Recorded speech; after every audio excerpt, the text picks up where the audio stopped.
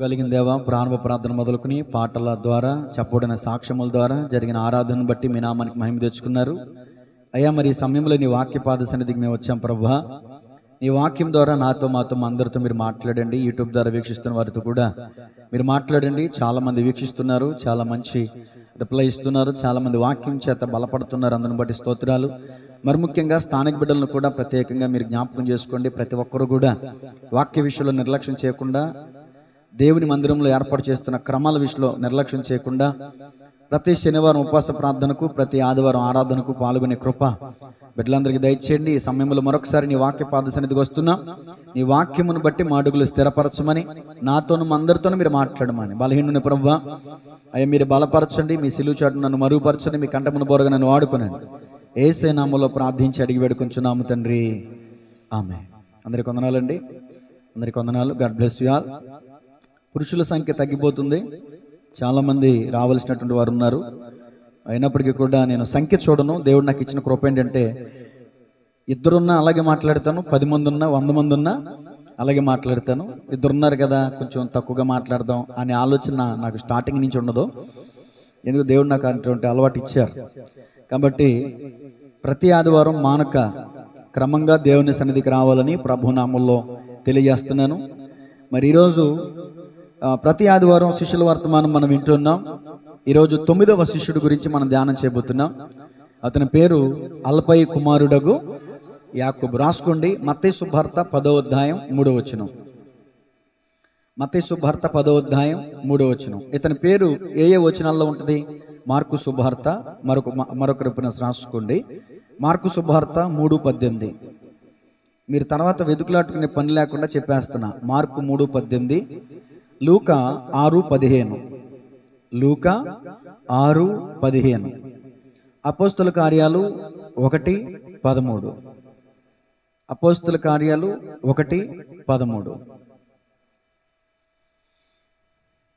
మత్తయి సువార్త 10వ అధ్యాయం 3వ వచనంలో చదవండి ఒకసారి.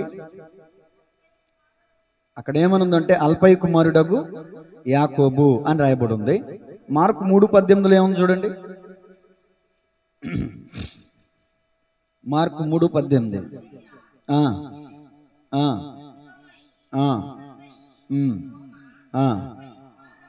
అక్కడ కూడా అల్ఫయి కుమారుడగు యాకోబు. మరొక రిఫరెన్స్ చూడండి. లూకా 6:15లో ఏముందో చూడండి. లూకా సువార్త 6వ అధ్యాయం. అక్కడ కూడా అల్ఫయి కుమారుడైన యాకోబు అని ఉంది. అపోస్తుల కార్యాలు 1వ అధ్యాయం 13వ వచనంలో కూడా అల్ఫయి కుమారుడైన యాకోబు అని ఉంటుంది. చాలండి, వద్దు. యోహాను సువార్త 19:25 చూడండి. యోహాను సువార్త 19:25. ఆయన తల్లియు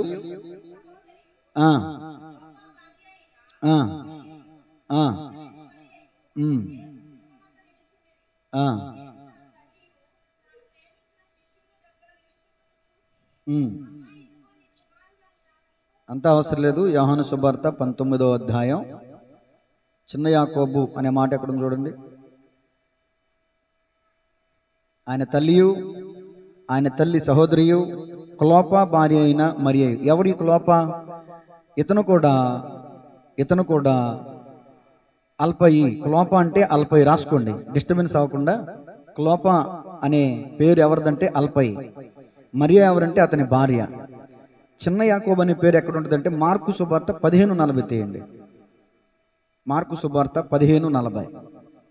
ఉపద్ఘాతం అయిపోయిన తర్వాత నేను వాక్యంలోనికి వెళ్తాను. మార్కు సువార్త 15:40.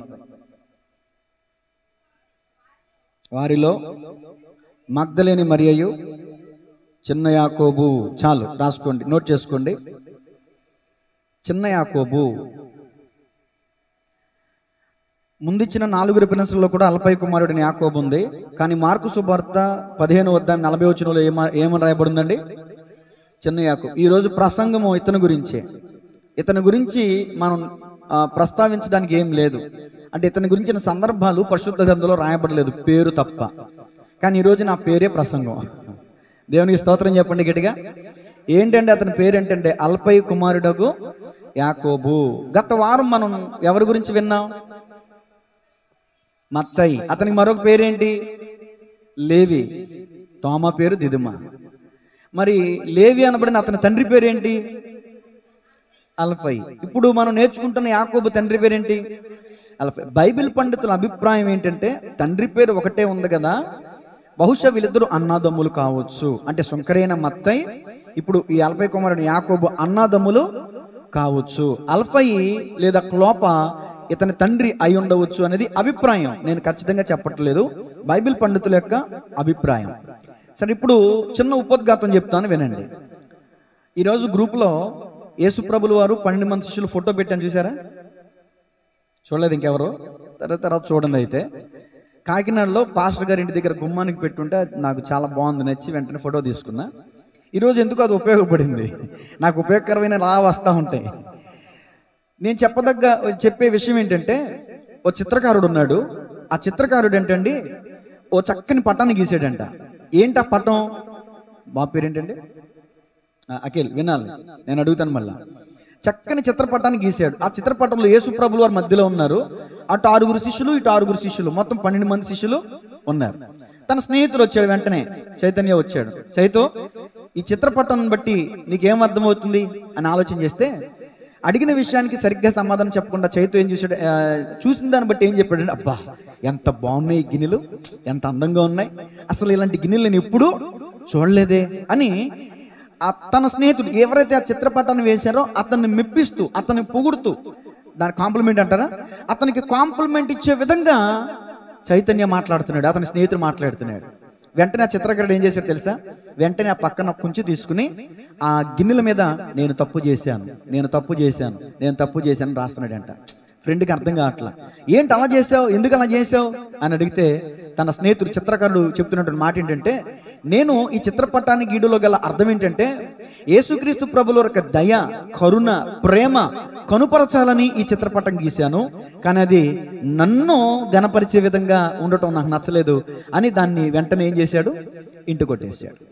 ఈ చెప్పినటువంటి ఉపమానాన్ని బట్టి మనం ధ్యానించాల్సింది ఏంటంటే, ఈ రోజున సేవకులైనటువంటి వారు ప్రభువుని చూపించాలి, ప్రభువుని మహిమపరచాలి, ప్రభువుని గణపరచాలి.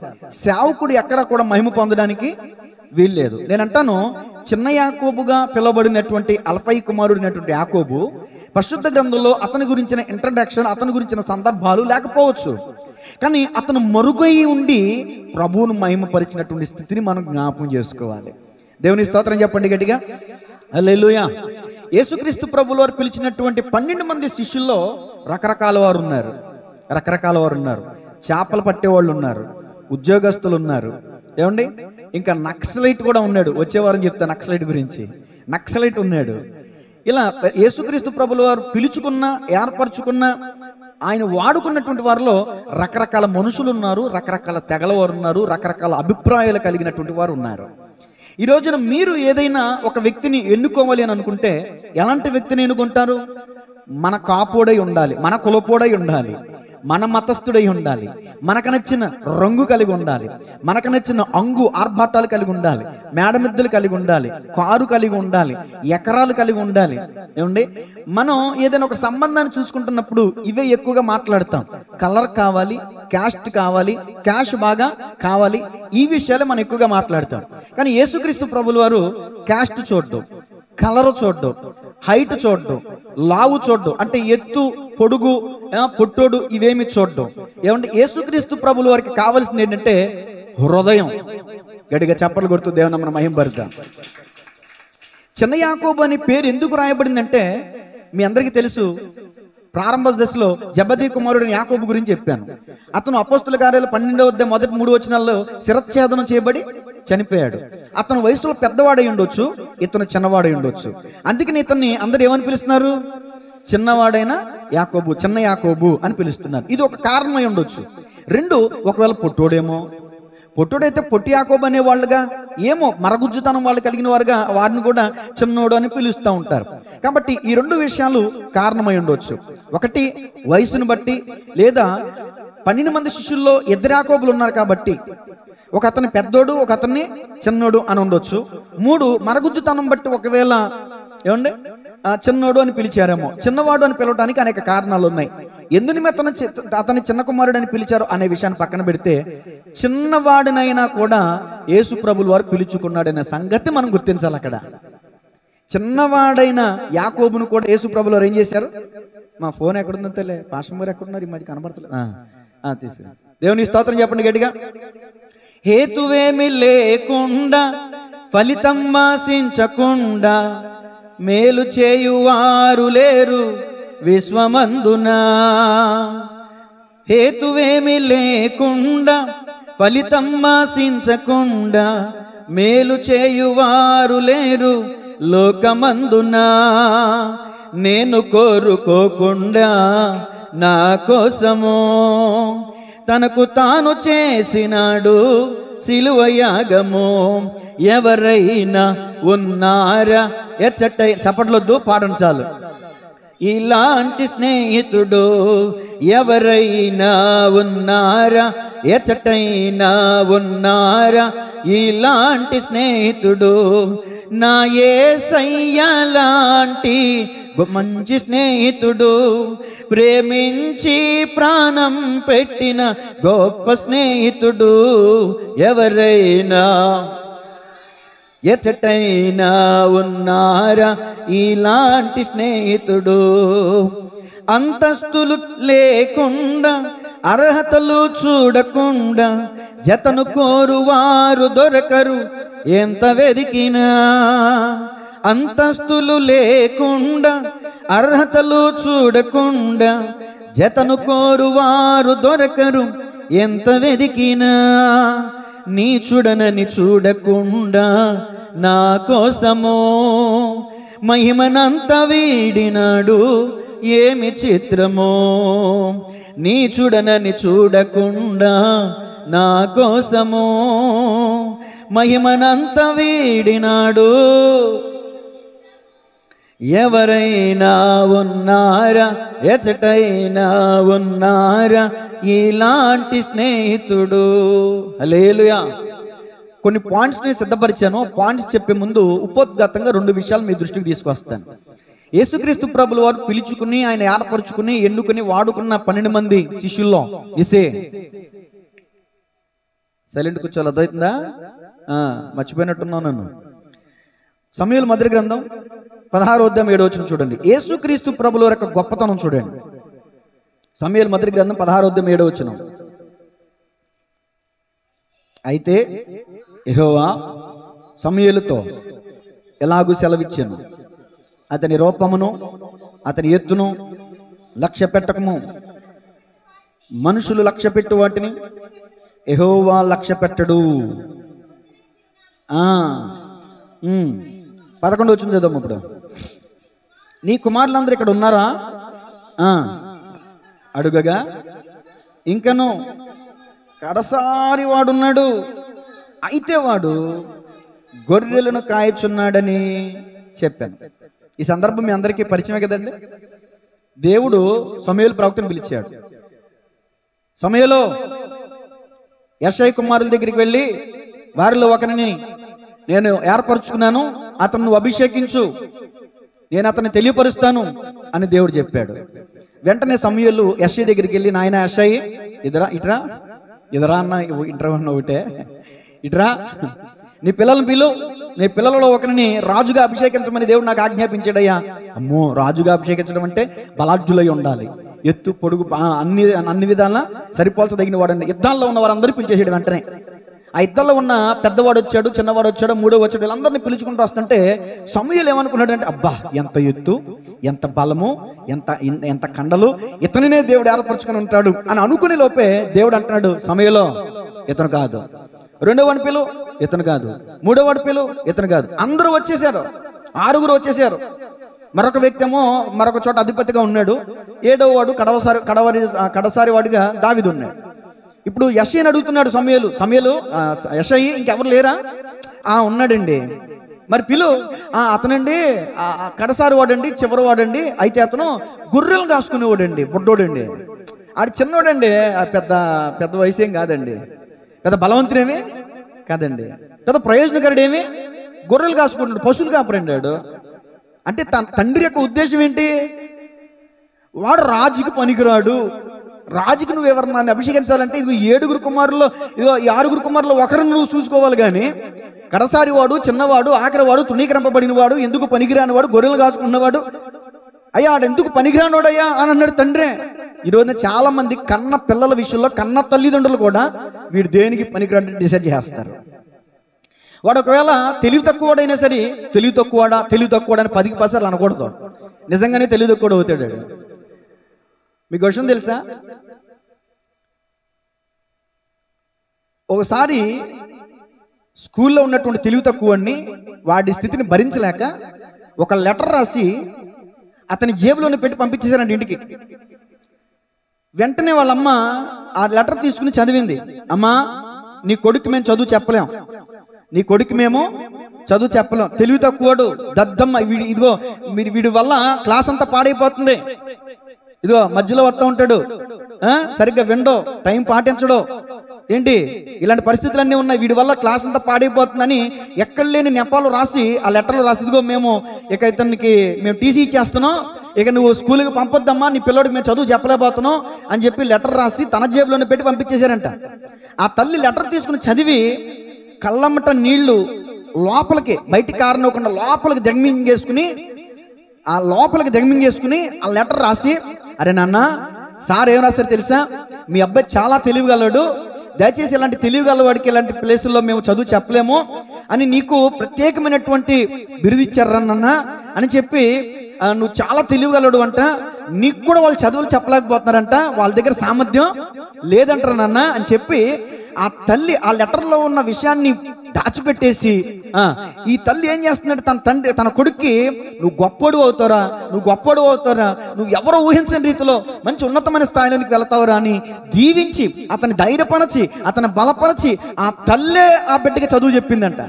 ఆ బిడ్డ పెరిగి పెద్దవాడైన తర్వాత ఏం చేశాడో తెలుసా, చరిత్ర గుర్తుపెట్టుకునే విధంగా, తరతరాలు గుర్తుపెట్టుకునే విధంగా, ఇప్పుడు అందరూ మనం ఇదిగో లైట్ కింద కూర్చున్నాం కదా, ఈ లైట్ ని కనిపెట్టింది ఎవరో తెలుసా, థామస్ అల్వా ఎడిసన్. ఇదిగో ఇతను తెలివి తక్కువడు, ఇతనికి చదువు అవ్వదు అని ఏ టీచర్స్ అయితే తనని బయటికి పంపించేశారో ఆ వ్యక్తి థామస్ అల్వా ఎడిసన్ అయ్యాడు, ప్రపంచాన్ని వెలిగించాడు. గట్టిగా చప్పట్లు కొడుతుంది అని మనం మహిమపడతాం.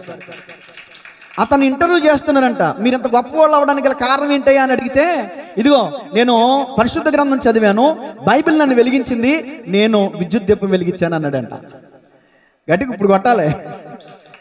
యేసుప్రభులు వారు అన్నారు, మీరు లోకమునకు వెలుగై ఉన్నారు. ఏ విషయం పట్టుకుందో తెలియదు, అతని తల్లి యొక్క స్ఫూర్తి, అతని తల్లి యొక్క మాటలు, అతని తల్లి నూరిపోసిన ఆ ధైర్యం, ఆ సమయస్ఫూర్తి అతని పనికి మాలిన వాడే కావచ్చు, కానీ ప్రయోజకుడయ్యాడు. కొన్ని సందర్భాల్లో తల్లిదండ్రులు త్రోసేస్తారు, కొన్ని సందర్భాల్లో ఉపాధ్యాయులు త్రోసివేయచ్చు, కొన్ని సందర్భాల్లో సమాజం వారు త్రోసివేయచ్చు, తృణీకరించవచ్చు, ఎవరి దగ్గర విలువ ఉండకపోవచ్చు, ఎవరు మనల్ని గుర్తింపకపోవచ్చు, కానీ మనల్ని గుర్తించే వ్యక్తి ఒకడున్నారు, ఆయనే దేవాది దేవుడు. దేవునికి మహిమ కలుగును గాక. కాబట్టి గమనించాలి, యెషయి తండ్రి స్థానంలో ఉన్నవాడు అలాంటి మాట మాట్లాడకూడదు. కానీ కడసారు ఉన్నాడు, వాడు ఉన్నాడయ్యా, గొర్రెలు కాసుకున్నాడయ్యా అని అన్నాడు. అయ్యా పిలువు, అతన్ని పిలువు అని అంటే, ఆ దావీదు చిన్నవాడు గొర్రెలు కాసుకుని ఇంటికి వచ్చిన తర్వాత అతను వస్తా ఉంటే అతని నేత్రములను, అతని సౌందర్యమును, అతని అందమును చూసి అసలు ఆశ్చర్యచకితుడయ్యాడు. వెంటనే సమూయేలుతో దేవుడు అన్నమాట, ఇదిగో ఇతడే నేను కోరుకున్నవాడు, లేచి ఇతన్ని అభిషేకించాడట. దేవునికి స్తోత్రం కలుగును గాక.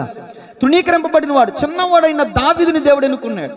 ఇక్కడ ఈ సందర్భంలో మనం నోట్ చేసుకోవాల్సిన విషయాలు ఏంటంటే, సమూయేలుతో దేవుడు చెప్పిన మాట, మనుషులు పై రూపాన్ని చూస్తారు, సమూయేలు నేను పై రూపాన్ని చూసేవాడిని కాదు, ఎత్తు రంగు చూసేవాడిని కాదు, హృదయములను అంతరంగములను లక్ష్య పెట్టువాడని అని దేవుడు చెప్పాడు.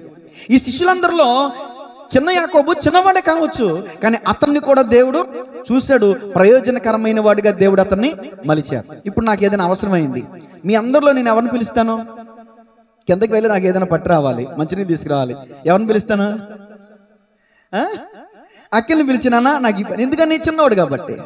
అంటే నేను అంటాను, యేసుక్రీస్తు ప్రభువులు వారు పిలుచుకుని ఎన్నుకుంటే వాడబడుతున్నటువంటి 12 మంది శిష్యుల్లో ఏ పని చెప్పినా చురుగ్గా చేసేటటువంటి వాడు ఎవరు? చిన్న యాకోబు. అతని గురించి సందర్భం బైబిల్లో రాయబడలేదేమో, కానీ జీవగ్రంథంలో ఖచ్చితంగా రాయబడి ఉంటుంది. మీలో చాలా మంది పైకి కనిపించరు, కానీ సేవకునికి చాలా ఓతం ఇస్తారు. సేవకుని చాలా బలపరుస్తారు, సంఘాన్ని చాలా బలపరుస్తారు. పైకి మాట కూడా అంటారు, నేను చేసినట్టుగాని నేను ఇచ్చినట్టుగాని ఎవరికి చెప్పొద్దయ్యా, తెలియకూడదయ్యా, దేవుని మహిమ కలిగితే చాలయ్యా అని మీలో గుండెల మీద చేస్తూ చెప్తున్నాను ఆ విషయాన్ని, ఆ మాటని. నన్ను బలపరిచిన తల్లులు పరిశుద్ధ మన సంఘంలో లేకపోలేదు. దేవుని స్తోత్రం చెప్పండి గట్టిగా. అనేక రీతులుగా ధన రూపేణ కావచ్చు, వస్తు రూపేణ కావచ్చు, బ్యూరో, ఏ విషయమైనా కావచ్చు, నన్ను పోషించేవారు, నన్ను సంరక్షించేవారు, నన్ను ఆదుకునేవారు సంఘంలో ఉన్నారని బలిపీఠం మీద ఉండి నేను సాక్ష్యం చెప్పగలుగుతున్నా. అలాగే ఈ 12 మందిలో చిన్న యాకోబు కనిపించట్లేదు, కానీ చాలా గొప్ప ఘనమైన కార్యాలే చేసి ఉంటాడు అనే విషయాన్ని మనం గమనించాలి. ఏమండి, మరొక మాట, రాజుల 2వ గ్రంథం 5వ అధ్యాయం 2వ వచనం చూడండి. రాజుల 2వ గ్రంథం 5వ అధ్యాయం 2వ వచనం.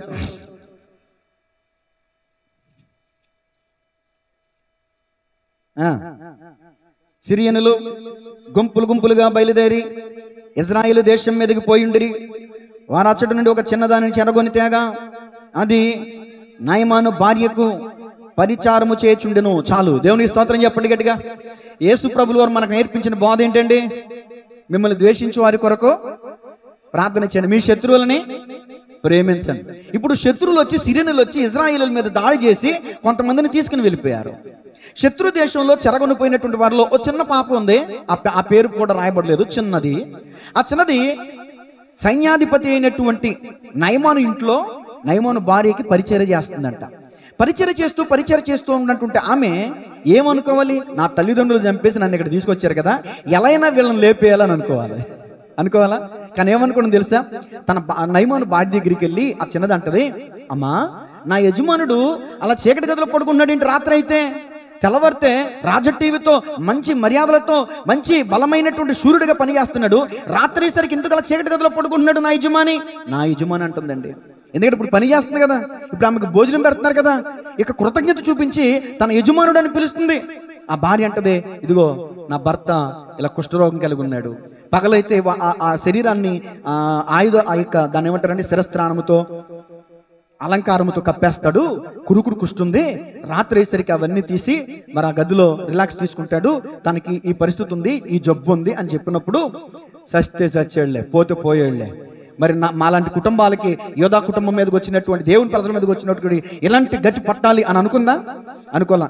శత్రువు కూడా ప్రేమ చూపించేటటువంటి తత్వం ఇజ్రాయేలు దేశపు చిన్నది. అంత చిన్న వయసులో అంత గొప్ప మనసు ఆమెకు ఉందండి. గట్టిగా చప్పలు కొడుతుంది అని మనం మహిమపడతాం. మరి చెరగొనిపోబడినటువంటి యూదా ప్రజల్లో ఎంతో మంది పెద్ద పెద్దోళ్ళు ఉన్నారు, వృద్ధులు ఉన్నారు, యవనస్తులు ఉన్నారు, ఎంతో మంది ఉన్నారు. ఈమె గురించే రాయబడ్డానికి గల కారణం ఏంటి? ఈమె సువార్త చేస్తుంది. శత్రు దేశంలో కూడా, అన్య దేశంలో కూడా సువార్త ప్రకటిస్తుంది. ఏంటో తెలుసా? ఇదిగో సిరియా దేశపు రాజ్యంలో, అక్కడ ఎవరికైనా ఇచ్చాను, అక్కడ ఇచ్చాను, ప్రైజ్ లార్డ్. ఆ సిరియా దేశపు సైన్యంలో ఉన్నటువంటి ఆ శత్రువులకి, లేదా వాళ్ళందరూ దోచుకుని వెళ్ళిపోయారు కదా, వాళ్ళందరూ కూడా సువార్త ప్రకటించట్లేదు. కానీ ఇజ్రాయేల్ దేశపు చిన్నది మాత్రం సువార్తను ప్రకటిస్తుంది. ఏమని తెలుసా? షోమ్రోను ప్రాంతంలో నా ఏలిన వాడైన దైవజనుడు ఎలీషా కూడా ఉన్నారు, ఆయన ఎద్దుకు ఇదిగో నా యజమానుడు వెళ్తే తప్పక బాగుపడతాడు అని ఒక చిన్న ఉపదేశం చెప్పింది, లేదా ఒక చిన్న ఆలోచన చెప్పింది. పెద్దవాళ్ళు కూడా అంటారు, ఇల్లు గుట్టు వ్యాధి రట్టు, ఇల్లు గుట్టు వ్యాధి రట్టు. ఎందుకు వ్యాధి రట్టు చేయాలంటే, వ్యాధి దాచుకోకూడదంట. వ్యాధి ఏం చేయాలంటే దాచుకోకూడదంట. నలుగురికి చెప్తే 4 రకాల ఆలోచన ఇస్తారు. అలాగే నా తల్లి విషయంలో కణితి సమస్య వచ్చినప్పుడు, అది క్యాన్సర్ అని తేలినప్పుడు ఎక్కడికి వెళ్ళాలి? రకరకాల హాస్పిటల్, రకరకాల డాక్టర్లు, రకరకాల మా బంధువుల్ని, మాకు తెలిసిన వాళ్ళు అనేక మందిని సంప్రదిస్తే, పలానా వంగయ్యగూడెం హాస్పిటల్ ఇంకా నెంబర్ 1, దాని మించింది లేదు, తర్వాత వెళ్ళాలంటే హైదరాబాద్ బస్సు ద్వారక, అక్కడికి మీరు వెళ్ళలేరు కాబట్టి ఇక్కడికి వెళ్ళండి అంటే అక్కడికి వెళ్ళాం. చక్కగా ట్రీట్మెంట్ జరిగింది, చక్కగా క్షేమంగా ఇంటికి తిరిగి వచ్చాం. దేవుని కృప, క్యాన్సర్ కూడా లేదు, దేవునికి మహిమ కలుగునుగా.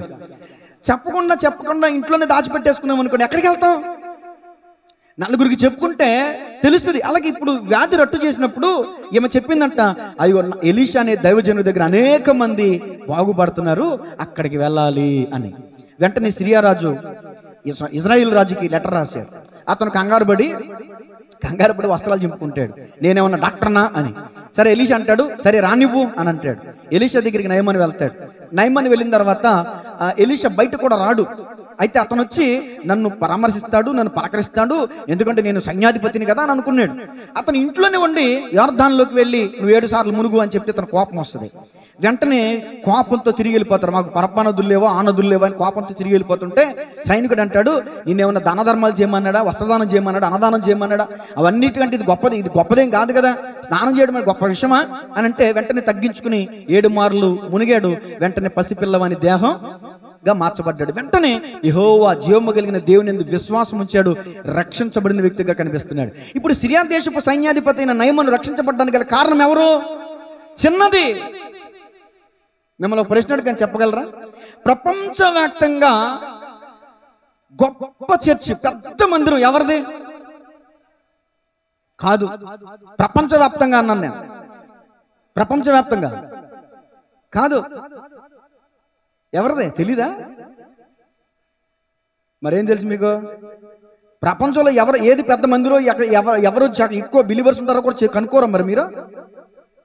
సతీష్ కుమార్ గారు అక్కడే తెలుసా? ప్రపంచవ్యాప్తంగా పాల్ యాంగిచో గారు, ఆయన ప్రస్తుతం ప్రభునందు నిద్రించారు. అర్థమవుతుందా? పాల్ యాంగిచో గారు అండి, ఆయన రక్షించబడ్డానికి గల కారణం ఎవరో తెలుసా? సండే స్కూల్ పాప, చిన్న పాప. అతను కూడా రోగిష్ఠుడై ఇంట్లో ఉంటే అతను అసహించుకుంటాడంటే, బైబిల్ అన్నా యేసు ప్రభుని అసహించుకుంటాడంట, బూతులు తిడతాడంట. అయినా సరే కనికరంతో ప్రేమతో ఆ సండే స్కూల్ పాప లోపలికి వెళ్ళి బైబిల్ ఇచ్చి, అయ్యా ఇది చదవండి అయ్యా అని ఇస్తే, తర్వాత ఆయన ఎందుకో మనసు ఆ బైబిల్ మీదకి వెళ్ళిన తర్వాత బైబిల్ చదివితే ఆ బైబిల్ వచనాల ప్రకారం అతను విశ్వసిస్తే, విశ్వాసం మూలముగా దేవుడు అతన్ని స్వస్థపరిచి, అభిషేకించి, బలపరిచి, దర్శనమిచ్చి అతనికి విడుదలిస్తే అతను దేవుని సేవకుడయ్యాడు. ప్రపంచవ్యాప్తంగా ఇప్పుడు ఏదైనా పెద్ద మందిరం ఉందంటే ఆయనదే. మరి అలాంటి గొప్ప వ్యక్తి రక్షించబడ్డానికి గల కారణం ఎవరు? చిన్నది. మనం చిన్న వాళ్ళని త్రోసేస్తాం, చిన్న వాళ్ళని పట్టించుకోం, అసలు దగ్గరికి కూడా రానివ్వం. సరే, ఇంకా చాలా విషయాలు ఉన్నాయి చిన్నది అనే విషయంలో. ఈరోజు మన వాక్య ధ్యానాంశం ఎవరి గురించి? చిన్న యాకోబు. చిన్న అనేటటువంటి పదమే ఈరోజు మన ప్రసంగం. దేవునికి స్తోత్రం చెప్పండి. ఇప్పుడు పాయింట్స్ వారిగా చెప్తాను. మొదటి మాట రాసుకోండి, టైటిల్ రాసుకోండి. ఇప్పుడు చిన్న వాటిని బట్టి, టైటిల్ అంశం, చిన్న వాటిని బట్టి తనకు మహిమ తెచ్చుకున్న గొప్ప దేవుడు. ఈ మాటలు వింటున్న మీలో కూడా చాలా మంది కూలి పనికి వెళ్తున్న వాళ్ళు ఉన్నారు, చిన్న చిన్న చేతివృత్తులు కలిగిన వారు ఉన్నారు, చిరు వ్యాపారస్తులు ఉన్నారు, చిన్నపాటి ఉద్యోగాలు చేసుకునే వాళ్ళు ఉన్నారు. మీరు అనుకోవచ్చు, దేవుడు నాకు ఇలాంటి పరిస్థితిని ఇచ్చాడు, గొప్ప స్థితిని నాకు ఇవ్వలేదని. అయితే ఈరోజు మీతోనే సూటిగా దేవుడు మాట్లాడుతున్నాడు. నువ్వు చేసేది చిన్న వ్యాపారమే కావచ్చు, నువ్వు చేసేది చిన్న పనే కావచ్చు, నీ చిన్నపాటి స్థితిలోనే దేవుడు నిన్ను ఏ స్థితిలోనికి దేవుడు నడిపిస్తాడో ఈరోజు వాక్యం వింటే విశ్వసిస్తే దేవుడు నిన్ను కూడా అలాగే గణపరుస్తాడు. రాజుల మొదటి గ్రంథం 18వ అధ్యాయం 44వ వచనం. రాజుల మొదటి గ్రంథం 18వ అధ్యాయం 44వ వచనం. 7వ మారు, అదిగో మనిషి చెయ్యంత పైకి ఎక్కుచున్నది, నేను పోయి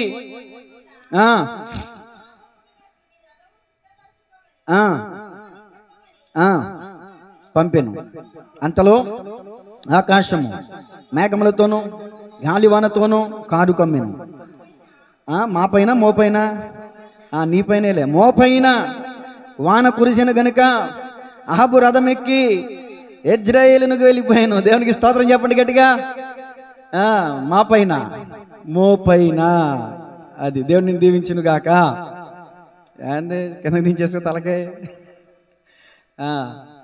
మళ్ళీ రెండోసారి చదవకుండా ఆపు కూడా చదవాలి, అలాగే అంటూ ఉంటా. సరే, చిన్న మేఘం, చిన్న వర్షం కురిసిందా?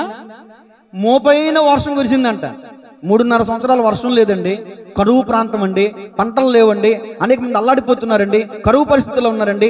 అలాంటి సందర్భంలో ఏలియా చేసిన ప్రార్థనను బట్టి దేవుడు ఆ ప్రార్థన ఆలకించి చిన్న మేఘాన్ని పంపిస్తే ఆ చిన్న మేఘమే కారు మేఘములతో కమ్మి మోపైన వర్షం కురిసింది. వర్షం కురిస్తే పంటలు పండితే కడుపు నిండితే రైతులు సంతోషపడతారు. ఒక చిన్న మేఘం ఎంత ఆశీర్వాదాన్ని తీసుకొచ్చిందో చూడండి.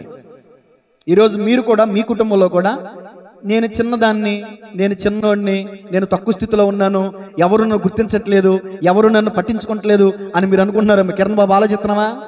చిన్న పనే కదా అని అనుకోవచ్చు. చిన్న పనిలోనే నమ్మకంగా చేయి. నమ్మకమైన వానికి దేవుడు ఏమిస్తాడంట? మెండైన దేవుని ఇస్తాడంట. పనిలో నమ్మకత్వం ఉండాలండి.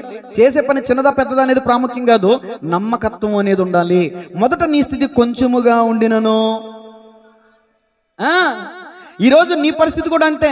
చిన్న మేఘం మోపైన వర్షాన్ని కురిపించినట్లు ఈరోజు దేవుడు, నువ్వు విశ్వాసం నుంచి ప్రార్థన చేయ, ప్రభు నిజమే ఈరోజు నాతోనే మాట్లాడావు, ఇప్పటి వరకు నన్ను నేనే తక్కువ స్థితిలో, తక్కువ స్థాయిలో నేను తిట్టుకున్నాను, శపించుకున్నాను, నేను నాలంటోడు పుట్టకుండా ఉంటే మేలు అనుకున్నాను ప్రభు.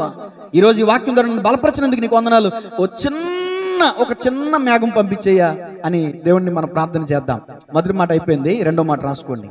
చాలా విషయాలు ఉన్నాయి.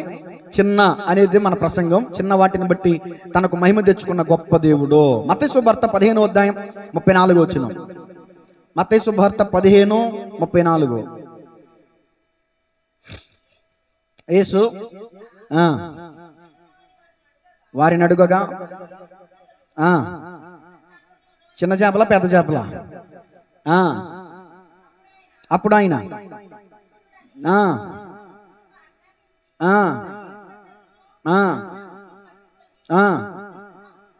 కృతజ్ఞతాస్తుతులు చెల్లించి వాటిని విరిచి శిష్యులకు ఇచ్చాను. శిష్యులు వడ్డించిరి. తరమందరూ తిని తృప్తి పొందిన మీదట మిగిలిన ముక్కలు ఎన్ని గంపలు? 7 గంపలు. చిన్న చేపలు 7 ఎన్నో అక్కడ కొన్ని చిన్న చేపలు, ఎన్నో సంఖ్య రాయబడలేదు. కొన్ని చిన్న చేపలు యేసు ప్రభులు వారి చేతిలోకి తీసుకొచ్చారు. ఆ రొట్టెను ఆ చేపలను విరిచి ఆశీర్వదించి ప్రార్థన చేసి ఇచ్చినప్పుడు 7,000 మంది తిన్నారు. ఇంకా తర్వాత 7 గంపలు ఎత్తారంట. గట్టిగా చప్పలు కొడుతూ దేవుని మహిమపడతాం. ఈరోజు నా ఇంట్లో తినడానికి ఆహారం లేదేమో. ఈ వాక్యం చదవండి, నిర్గమకాండం 23:25. దేవుడు ఏం చేస్తాడు చూడండి. నిర్గమకాండం 23:25.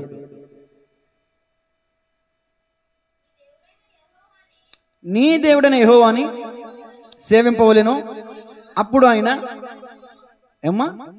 నీ ఆహారమును నీ పానమును దీవించును. ఈ రోజున ఆహారం లేకుండా పేదరికమైన స్థితిలో, ఇల్లు గడవని స్థితిలో, కడుపు నిండని స్థితిలో నీవు ఉన్నావేమో. దేవుని వాక్యం చెప్తుంది, ఆయన నీ ఆహారాన్ని ఏం చేస్తాడు? నీ పానమును ఏం చేస్తాడు? దీవిస్తాడు. రాత్రి చెప్పాను, ఏలియా సారీపతు విధవరాల దగ్గరికి వెళ్ళినప్పుడు సారీపతు తల్లి దగ్గర ఏముంది? కొంచెం పిండి, కొంచెం నూనె. ఆ కొంచెం పిండిని దేవుడు ఏం చేశాడు? ఆశీర్వదించాడు. కొంచెం నూనెని దేవుడు ఏం చేశాడు? ఆశీర్వదించాడు. దేవుడు చెప్పింది ఆ తల్లి చేసింది కాబట్టి ఆమె దీవించబడింది, ఆశీర్వదించబడింది. ఇక్కడ యేసు ప్రభువు వారు చెప్పినట్టుగా వాటిని తీసుకురండి నా దగ్గరికి అని ఆయన చేతిలోకి పెట్టినప్పుడు దేవుడు ఆ పానమును, ఆహారాన్ని దీవించాడు. ఆకాశ ధాన్యమునొసగి నీ ప్రజల ఆకలి తీర్చి, బండ నుండి జీవజలములు త్రాగనీచితివే. దేవుడు ఎంత గొప్ప దేవుడు తెలుసండి. ఆకలైన వేళలో ఆకాశం నుండి మన్నాను కురిపించాడు. బండ నుంచి, అసలు బండ అంటండి, మీరు కొరింథీ పత్రికలో చదవండి. బండను కొట్టినప్పుడు నీళ్ళు వచ్చినాయి కదా, ఆ నీళ్లు ప్రవహిస్తున్నాయి అని అనుకునేవాడిని మొదట్లో. కానీ కొరింథీ పత్రికలో నాకు ఆశ్చర్యకరమైన విషయం బయటపడింది ఏంటంటే, తమ్మును వెంబడించిన బండ. ఇజ్రాయేలు ముందు వెళ్తుంటే బండ వెనకాల వచ్చేస్తుందంట. అర్థమవుతుందండి? అంత ఇజ్రాయేలులకు దేవుడు చేసిన సహాయం ఎలాంటి సహాయం అని బైబిల్లో రాయబడిందంటే, ఆశ్చర్యకరమైన సహాయం. అంతే కదండి. ఆకాశం నుంచి ఆహారం రావడం ఏంటండి? బండ నుంచి నీళ్లు రావడం ఏంటండి? ఆశ్చర్యం కాదు ఇది? ఈ రోజున ఏ సహాయంలో, నీ నిస్సహాయ స్థితిలో నీ కుటుంబం ఉందేమో, నీ కుటుంబంలో నీ ఆహారమును దేవుడు దీవించునుగాక, నీ పానమును దేవుడు దీవించునుగాక. ఇదిగో ఇక్కడ ఈ స్థలంలో మనం చూస్తున్నాం, చిన్న చేపల్ని దేవుడు దీవించగా 7,000 మంది తిన్నారు. 7 గంపలను మిగిలిపోయినట్లుగా దేవుడు చేశాడు. దేవునికి మహిమ కలుగును గాక. దేవునికి మహిమ కలిగిందా లేదా? ఏమండి? తర్వాత మాట చదవండి. మత్తయి సువార్త 18వ అధ్యాయం 2వ వచనం. ఆయన చిన్న బిడ్డను తన యొద్దకు పిలిచి వారి మధ్య నిలబెట్టి ఇట్లా, నేను మీరు మార్పు నుండి బిడ్డల వంటి వారైతేనే గాని పరలోక రాజ్యంలో ప్రవేశింపరని మీతో నిత్యముగా చెబుచున్నాను. కాగా ఈ బిడ్డ వలె తన్ను తాను తగ్గించుకుని వాడెవడో వాడే పరలోక రాజ్యంలో. దేవుడు అద్భుతములు చేసే వాటిలో చిన్న వాటిని ఉపయోగించుకున్నాడు. దేవుడు పరలోక రాజ్య సంబంధమైన మర్మాలను చెప్పే సందర్భంలో కూడా చిన్న వాటినే ఉపయోగించుకున్నాడు. పెద్ద పెద్ద ప్రసంగాలు ఏమీ చేయలేదు ఆయన. చిన్నవారిని తీసుకుని, ఇదిగో ఐకిలిట్రామ్ ఒకసారి యేసు ప్రభులు వారు ఇదిగో ఇలా పిలిచి, చిన్నవాడే కదా ఇప్పుడు మనందరిలో, చాలా నేను కూడా చిన్నదాన్నే కానీ చూస్తుంది ఈ పిల్ల. నువ్వు రమ్మంటే రావుగా. ఇదిగో ఈ చిన్నవాని వాళ్ళు ఏముంది ఇక్కడ, ఆయన ఒక చిన్న బిడ్డను తన ఎదుగు పిలిచి వారి మధ్య నిలబెట్టిట్లా నేను మీరు మార్పు నొంది, ఇదిగో ఈ బిడ్డల వంటి వారైతేనే కానీ, ఇప్పుడు ఈ బిడ్డను నేను కొట్టాను అనుకోండి, ఏదైనా కొంచెం ఇబ్బంది తేడా చేసి తిట్టాను అనుకోండి, వచ్చేవారు చర్చికి మానేస్తాడా? ఖచ్చితంగా మానడం. మరి మీరైతే ఈ చిన్న బిడ్డకి మీకున్న తేడా అది. సాయంత్రానికి మరుక్షణానికి మర్చిపోతాడండి ఇతను, మరుక్షణానికి మర్చిపోతాడు. అఖిలును తన ఇంటి పక్కన అతను కొట్టుకున్నారంట. మీ ఫ్రెండ్ ఎవరు? మీ ఫ్రెండ్ పేరు ఎవరో ఒక పేరు చెప్పు. తరుణ్, అఖిల్, తరుణ్, వీళ్ళిద్దరు బెస్ట్ ఫ్రెండ్స్ అండి. వీళ్ళిద్దరికి గొడవైంది. గొడవైతే వీళ్ళిద్దరూ కాలర్లు పట్టుకోవడం చూసి వీళ్ళ తల్లిదండ్రులు వాళ్ళ తల్లిదండ్రులు కొట్టేసుకున్నారు. పోలీస్ స్టేషన్కి వెళ్ళిపోయారు. పెద్ద పెద్ద గొడవలు అయిపోతున్నాయి. తెల్లారైంది. తెల్లారైతే ఆ ఇంటికి ఈ ఇంటికి మధ్యలో కరెక్ట్గా బస్సు వచ్చింది, స్కూల్ బస్సు. అప్పుడు అఖిల్ ఇంట్లో నుంచి తరుణ్ ఇంట్లో నుంచి వచ్చి ఇద్దరు హాయ్ రా, గుడ్ మార్నింగ్ అని భుజాల మీద ఒకరు చేసుకుని స్కూల్కి వెళ్ళిపోతున్నారు. వీళ్ళు మాత్రం స్టేషన్ చుట్టూ తిరుగుతూనే ఉన్నారు. ఇప్పుడు ఏం నేర్చుకోవాలి మనం? నిన్న కొట్టుకున్నారు, ఈరోజు భుజాల మీద చేసుకుని స్కూల్ ఎక్కే చక్కగా కలిసిమెలిసి వెళ్ళిపోయారు. అందరూ ఆశ్చర్యపోతున్నారు, వారిని ఎంత గొడవలు పెట్టేసి వెళ్ళంటారు. మీరు మార్పు నుండి చిన్న బిడ్డల వంటి వారైతేనే కానీ, ఏదైనా చిన్న చితక సమస్యలు వస్తూ ఉంటాయి, గొడవలు వస్తూ ఉంటాయి. సంవత్సరాల తరబడి ముఖాలు కఠినంగా మార్చేసుకుని నేను మాట్లాడను, సచ్చితే కానీ మాట్లాడను, సచ్చిన గుమ్మం దొక్కను. ఏమండి? కాబట్టి గమనించి దేవునికి వాక్యం చెప్తుంది, పరలోక రాజ్య మర్మాలను కూడా చిన్న బిడ్డలను తీసుకుని చక్కని ఆత్మీయ పాఠాలు నేర్పించాడు యేసు ప్రభులు వారు. దేవునికి స్తోత్రం చెప్పండి గట్టిగా. ఏమండి? చిన్న బిడ్డనే కాదండి, చీమలు ఎంతగా ఉంటాయి? చీమలు ఎంత సైజులో ఉంటాయి? చిన్నగా ఉంటాయి, పెద్దగా ఉంటాయా? ఏనుగుల గురించి చెప్పలేదు యేసు ప్రభులు వారు అక్కడ. పెద్ద పెద్ద గుర్రాల గురించి చెప్పలేదు అక్కడ. ఇదిగో సోమరి, అబ్బా దేవుడు మిమ్మల్ని దీవించను గాక. నాకన్నా స్పీడ్గా ఉన్నారు. మీకు మైక్ ఇచ్చేది చెప్పేస్తారు ప్రసంగా. చూసారు తమ్ముడు? అది నా అతిశయం. దేవుని స్తోత్రం చెప్పండి గట్టిగా. సామెతలు 6:6 సోమరి చీమల యొద్దకు వెళ్ళి జ్ఞానం తెచ్చుకో. పెద్ద వాడి దగ్గరికి కాదు, పెద్ద వాళ్ళ దగ్గర కాదు. పెద్ద వాళ్ళ దగ్గర డబ్బు ఉంటుంది, గుణం ఉండదు. పెద్ద వాళ్ళ దగ్గర డబ్బు, ఆస్తిపాస్తులు ఉంటాయి, వినయం ఉండదు, విధేయత ఉండదు, ఇచ్చే మనసు ఉండదు. చిన్నోళ్ళ దగ్గర అన్నీ ఉంటాయి. ఎవరండి దేవునికి లేకపోతే పేదోళ్ళకి ఎవరు ఎక్కువ ఇస్తారో తెలిసిన? ధనవంతుల కంటే నిరుపేదలు ఎక్కువ ఇస్తారండి. నిరుపేదలు ఇస్తారు, చిన్నోళ్ళు పేదోళ్ళని ఇస్తారండి. ఇది మాసిదోనియ సంఘం అంట, నిరుపేదలు అంట. అక్కడ రాయబడింది నిరుపేదలైనను ఈ చుట్టలో దాతృత్వ హృదయం కలిగి ఉన్నారంట. గట్టిగా చప్పట్లు కొడుతూ దేవుని మనం మహింపరుద్దాం.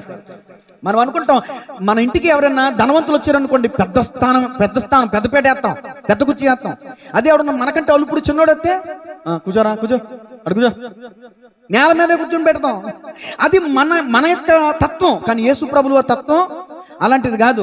మనుషులు రంగులు చూసి, హైటులు చూసి, పొట్టి పొడుగు చూసి, వీటిని చూసి మాట్లాడేవాడు కాదు ఆయన. సరే, చిన్న బిడ్డను దేవుడు నిలబెట్టి ఏమిటి ఒక ఆత్మీయ పాఠం నేర్పించినట్టు చిన్న చీమను చూపించి ఒక ఆత్మీయ పాఠాన్ని అక్కడ దేవుడు మనకి నేర్పిస్తున్నాడు. కుందేళ్ళు కూడా మనకు జ్ఞానం నేర్పిస్తాయి.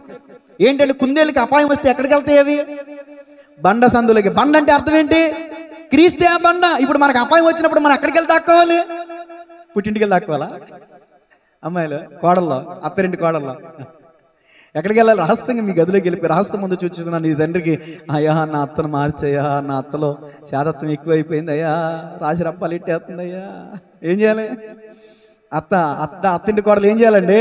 ఎండ పుట్టింటికి వెళ్ళిపోవాలా?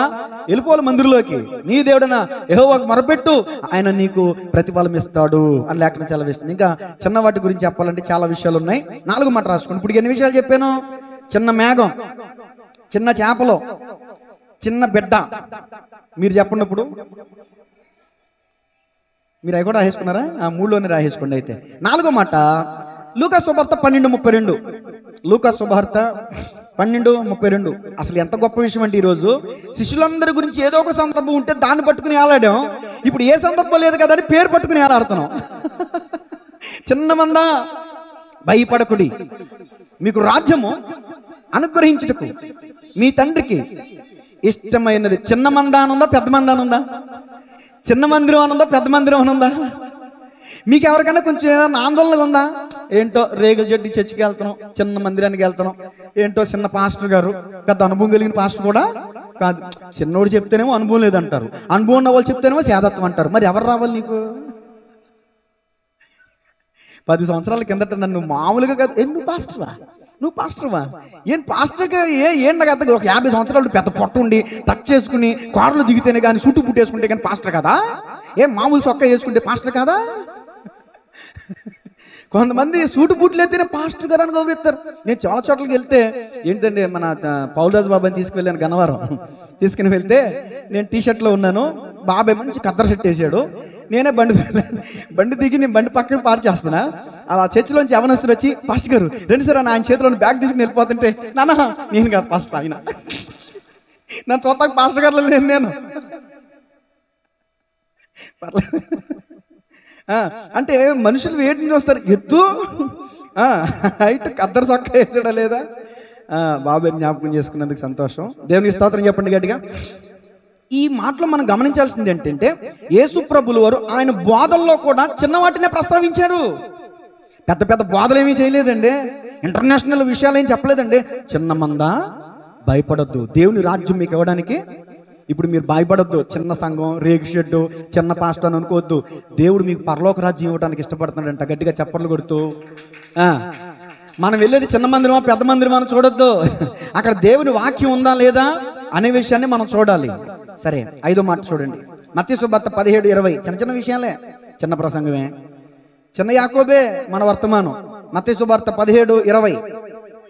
అందుకు ఆయన మీ అల్ప విశ్వాసము చేతనే ఆవగిందంత విశ్వాసం ఉండి నీడల కొండను చూచి ఇక్కడ నుండి పొమ్మనగానే అది పోవును, మీకు అసాధ్యమైనది ఏదియో ఉండదని. ఆవగింజందా గుమ్మడిగా ఉందా అక్కడ? మరి గుమ్మడిగా ఎందుకు లేదు? ఆవగింజ ఎంత చిన్నగా ఉంటుందా పెద్దగా ఉంటుందా? యేసుప్రభులు అక్కడ శిష్యులు యేసుప్రభు దగ్గరికి వెళ్ళి ప్రశ్న అడిగారు, అయ్యా ఆ దెయ్యాన్ని మేము ఎందుకు వెళ్ళగొట్టలేకపోయాం అని అన్నారు. అప్పుడు యేసుప్రభులు అన్నారు, మీ అవిశ్వాసము. శిష్యులు పెద్దవాళ్ళు, అనుభవం ఉంది, కానీ శిష్యులు దెయ్యాన్ని వెళ్ళగొట్టలేకపోయారు. ఈ రోజున దెయ్యాన్ని వెళ్ళగొట్టాలన్నా, సమస్యను ఎదుర్కోవాలన్నా మనకు కావాల్సింది ఏంటండి? విశ్వాసం. నమ్ముట నీ వలనైతే నమ్మువానికి సమస్తం సాధ్యమే. దేవుని ఎద్దుకు వచ్చేవాడు ఎలా రావాలి? ఆయన ఉన్నాడనియు ఆయనను వెతుకువాడికి ఫలము దయచేవాడనియు నమ్మవలను కదా. విశ్వాసము లేకుండా దేవునికి ఇష్టడై ఉండుట అసాధ్యం. ఇప్పుడు నేను మీకు సందర్భం చెప్తాను, వినండి. ఇద్దరు శిష్యుల్ని హేరోదు పట్టుకున్నాడు. ఒకరినేమో శిరచ్ఛేదం చేసేసాడు, యాకోబు. అపొస్తలుల కార్యాలు 12వ అధ్యాయం గురించి మాట్లాడుతున్నాను. యాకోబుని శిరచ్ఛేదం చేసేసారు. అలా శిరచ్ఛేదం చేయడం అంట యూదులకి ఇష్టమైన కార్యం అంట. ఏంటంటే ఒక మనిషిని చంపటం ఇష్టమా? అంటే ఒక మనిషిని తెగ నరుగుతుంటే భలే నరిగాడు, ఒక్క దెబ్బకు తెగిపోయిన తలకాయ, భలే రక్తం భలే వస్తుందని చప్పట్లు కొడతారంట వాళ్ళు. వాళ్ళే మనుషులు అండి, వాళ్ళే కదా ఇప్పుడు మన మధ్యలో కూడా ఉంటారు, మన మధ్యలో కూడా ఉంటారండి, మన బంధువుల్లో కూడా ఉంటారండి. మనం సరిగ్గా పూట తినలేదనుకో సంకలు కొట్టుకున్నారు ఉంటారు తెలుసా. అయ్యో పాప అనుకోరు, వీడికి వల్లే జరిగింది, వీడిక సంతోషపడే వాళ్ళు ఉంటారు. ఎదుటివాడిని భయపెట్టి, ఎదుటివాడిని బాధ పెట్టి, ఎదుటివాడిని శ్రమ పెట్టి, ఎదుటివాడిని హింసించి సంతోషించే వాళ్ళు నాడే కాదు నేడు కూడా ఉన్నారు. సరే, ఆ విషయాన్ని పక్కన పెడితే పేతురు చెరసాల్లో ఉన్నాడు. నెక్స్ట్ డే పేతురును కూడా చంపేద్దాం అనుకుంటున్నారు. ఎందుకో తెలుసా? యూదులకు ఇష్టమైన కార్యమని తలంచి. ఎవరు తలంచారు? రాజుగారు తలంచారు. అంటే ప్రజలకు ఇష్టమైన పనులు చేస్తే ఓట్లు పడతాయి, ప్రజలకు ఇష్టమైన పనులు చేస్తే ఓట్లు పడతాయి. దీన్ని ఇప్పుడు ప్రస్తుత కాలానికి కూడా పోల్చదగితేనండి నన్ను ఆడేసుకుంటారు, మామూలుగా కాదు. ఇప్పుడు చెప్పను, తర్వాత చెప్తాలే. యూదులకు ఇష్టమైన కార్యమని.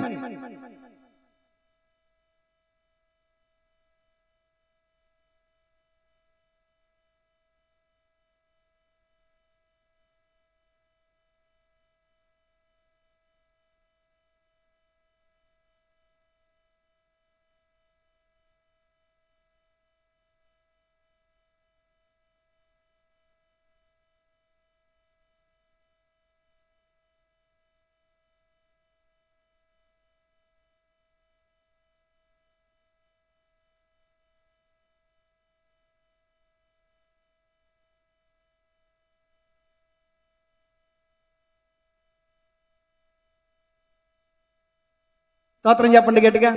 ఆ కాలంలో కూడా రాజు ఏమనుకున్నాడంటే, అబ్బా ఎవరే మనుషులు యేసు ప్రభుని నమ్ముకున్న వాళ్ళని చంపుతుంటే వీళ్ళు చప్పట్లు కొడుతున్నారు, ఇప్పుడు వీళ్ళందరి మద్దతు అంతా నాకే ఉంటుంది, నెక్స్ట్ డే పేతురికి పెట్టేద్దాం రా అని నెక్స్ట్ డే పేతుని చంపేద్దాం అనుకున్నారు. పేతురు దైవజనుడు చెరసాల్లో ఉన్నాడని సంఘం అత్యాసక్తితో ఏం చేస్తున్నారు? ఇంట్లో కూర్చుని ప్రార్థన చేస్తున్నారు. దేవుడు ఎంత గొప్ప దేవుడు అంటే, ఆసక్తితో చేసే ప్రార్థన దేవుడు విడిచిపెట్టే దేవుడు.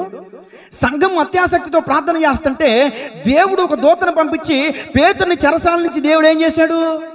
విడిపించాడు. ఎక్కడికి వెళ్ళాలి? బయటకు వచ్చాడు. కళ అనుకుంటున్నాడు. కొంత దూరం వెళ్ళిన తర్వాత ఆ స్వప్నంలోంచి బయటకు వచ్చానేమో అనుకుని చూసి నిజంగా దూత అదృశ్యం అయిపోయిన తర్వాత ఇది కళ కాదు నిజమేనా అని చెప్పి ఎక్కడైతే ప్రార్థన జరుగుతుందో ఆ ప్రార్థనా స్థలానికి వెళ్ళాడండి. ఆ ప్రార్థన లోపల ప్రార్థన జరుగుతుంది. పేతురు బయట ఉన్నాడు. తలుపు కొడుతున్నాడు. అమ్మా అమ్మా అని తలుపు కొడుతున్నాడు. ఇప్పుడు నేను మిమ్మల్ని ప్రశ్న అడుగుతా, అర్ధరాత్రి మీ ఇంటికి వచ్చి ఎవరైనా తలుపు తెరిస్తే మీకు తలుపు తీయడం భయమా కాదా? భయం తెస్తుంది కదా. అప్పుడు నేనే రమక్క, నేనే మీ తమ్ముడిని, పాస్టర్ గారిని అంట, అప్పుడు కూడా భయపడతారా? ఎందుకని?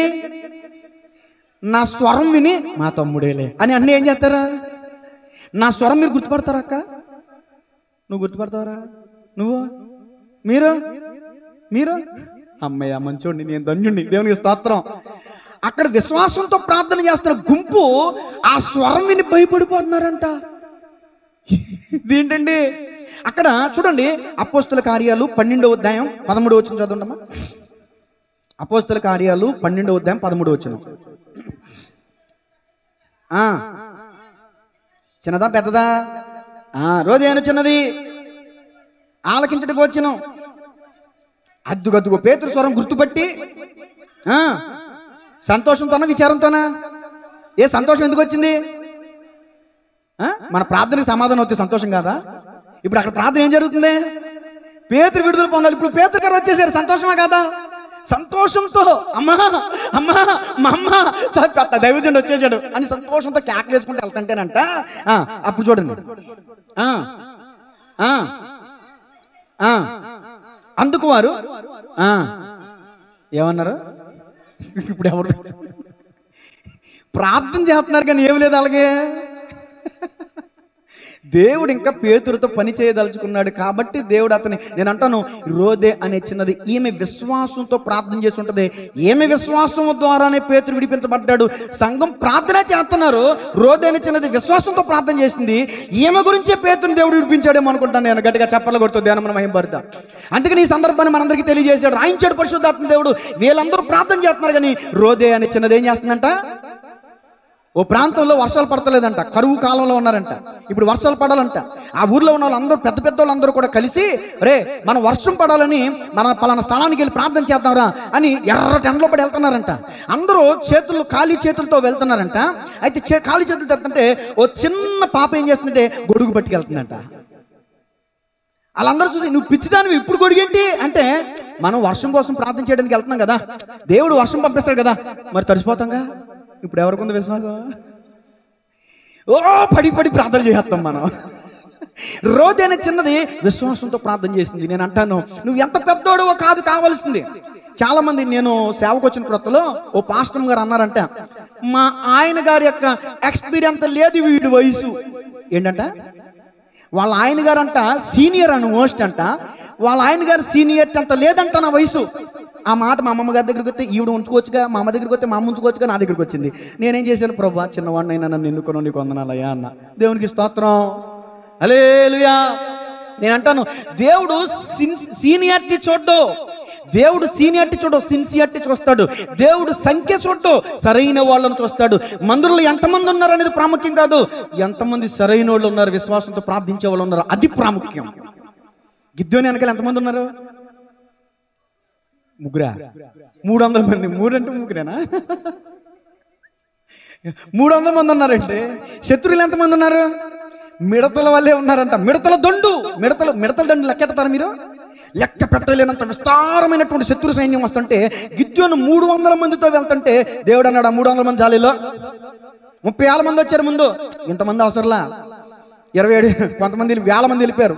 తర్వాత మళ్ళా నీళ్లు తాగిపెట్టు, ఇలా తాగుతున్న వాళ్ళని, దోషుడితో తీసుకున్న వాళ్ళ నుంచి కుక్కగా దిగినట్లు తాగిన వాళ్ళని పంపించేయి, మొత్తం అందరిని పంపించేగా, పిరికి వారిని పంపించేగా, ధైర్యవంతులు సాహసవంతులు 300 మంది నిలబడితే ఆ 300 మంది చిన్న గుంపే దేవుడు విజయం ఇచ్చాడు. గట్టిగా చప్పలు కొడుతుందని మనం మహిమపడదాం.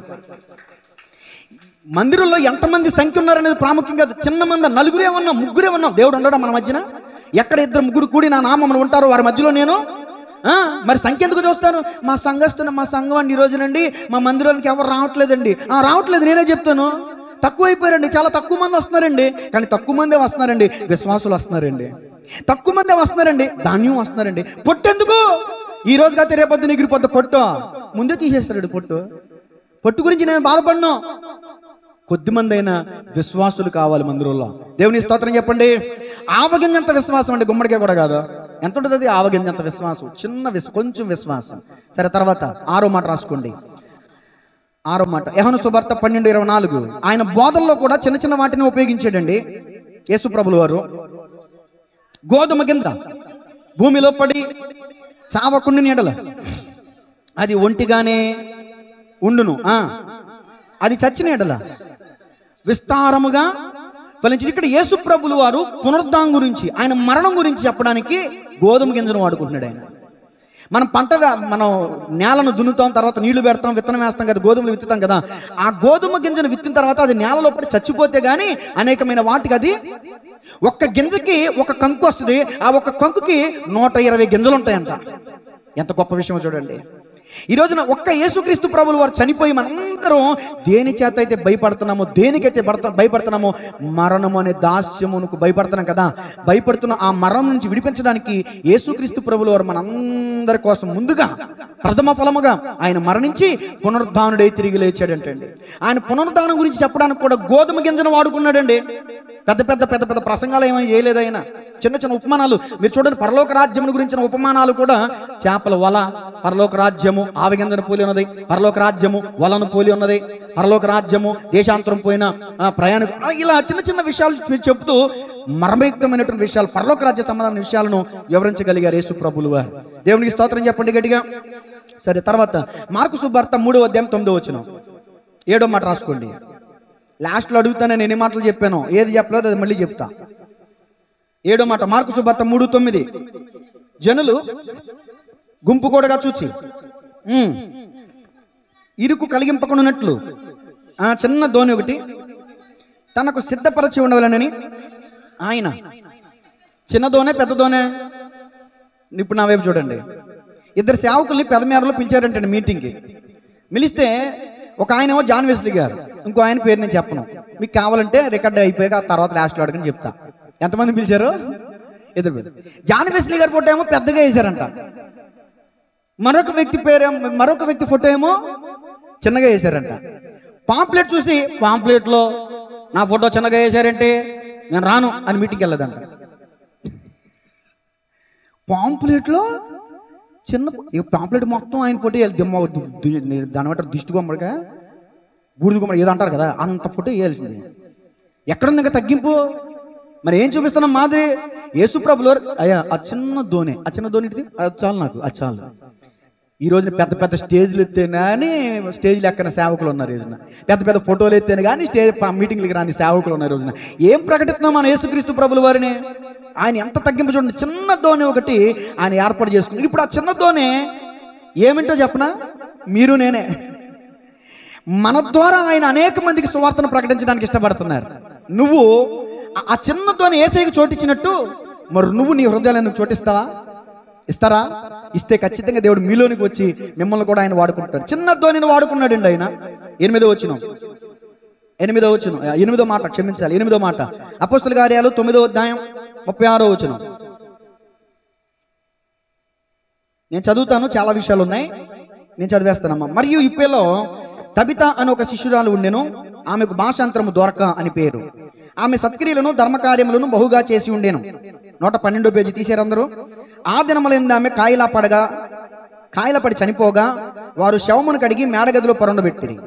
లొద్దా ఇప్పేకు దగ్గరగా ఉండడి చేత పేతురు అక్కడ ఉన్నాడని శిష్యులు విని అతడు తడువు చేయక తమ ఎద్దుకు రావాలని వేడుకొనుటకు 2 మనుషులను అతని ఎదుగు పంపిరి. పేతురు లేచి వారితో కూడా వెళ్ళి అక్కడ చేరినప్పుడు వారు మేడగదిలో అతనిని తీసుకుని వచ్చిరి. విధవరాండ్రందరూ వచ్చి ఏడ్చుచు దోర్క తమతో ఉన్నప్పుడు కుట్టిన అంగీలను వస్త్రములను చూపుచు అతని ఎదుట నిలిచిరి. పేతురు అందరినీ వెలుపలికి పంపి మోకాళ్ళుని ప్రార్థన చేసి శవం వైపు తిరిగి తబిత లెమ్మనగా ఆమె కన్నులు తెరచి పేతురును చూచి లేచి కూర్చుండెను. అతడు ఆమెకు చెయ్యి ఇచ్చి లేవనెత్తి పరిశుద్ధులను విధవరాండును పిలిచి ఆమెను సజీవురాలనుగా వారికి అప్పగించెను. గట్టిగా చప్పట్లు కొడుతూ దేవుని మహిమపడతాం. హల్లెలూయా. ఇక్కడ మీరు మెదడు సానబెట్టండి. ద్వారక అంటే లేడీ అని అర్థం. ఈమె చేస్తున్న పని ఏంటో చెప్పండి. ఈమె చేతి పని ఉంది ఇక్కడ, ఏంటో చెప్పండి.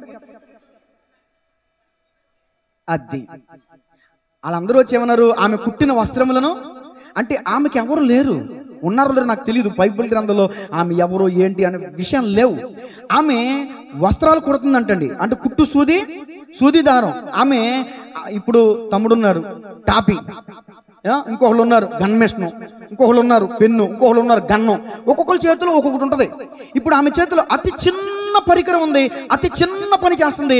అతి చిన్న పని చేసి గొప్ప పనులు చేస్తుందంట. ఆమె చేసే పని చిన్నదే, కానీ ఏం పనులు చేస్తుంది? విధవరాండ్రని చేర్చుకుని ఆమె వాళ్ళని ఆదరిస్తుందంట.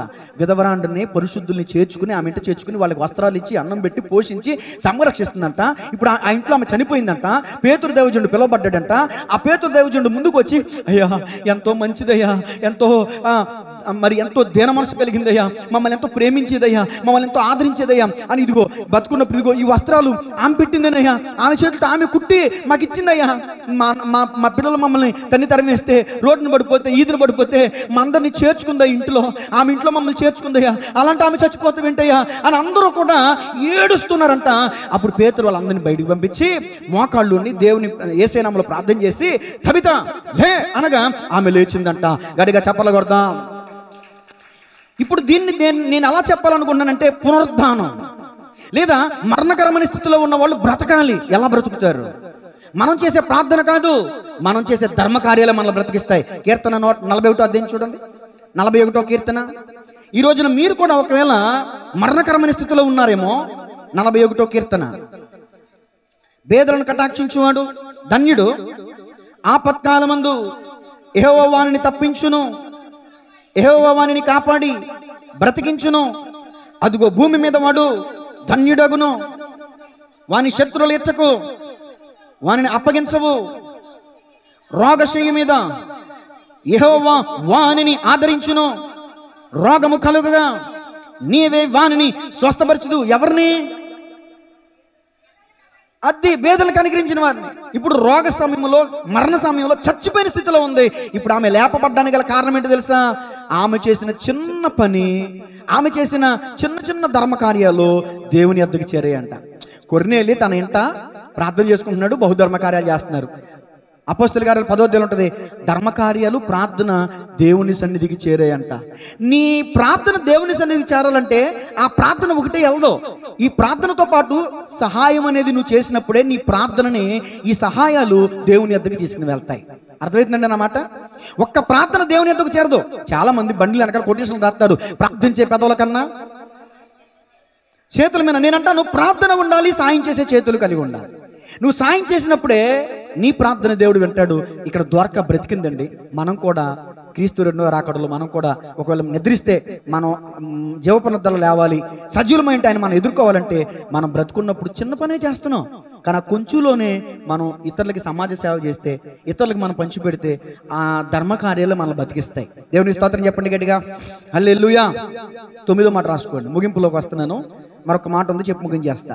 యేసు ప్రభులు వారి భూమి మీదకి రావడానికి ఏ గ్రామాన్ని ఎన్నుకున్నాడు ఆయన? మీకా గ్రంథం, ప్రవక్తల గ్రంథం, మీకా గ్రంథం 5వ అధ్యాయం 2వ వచనం చదవండి. మీకా గ్రంథం 5వ అధ్యాయం 2వ వచనం.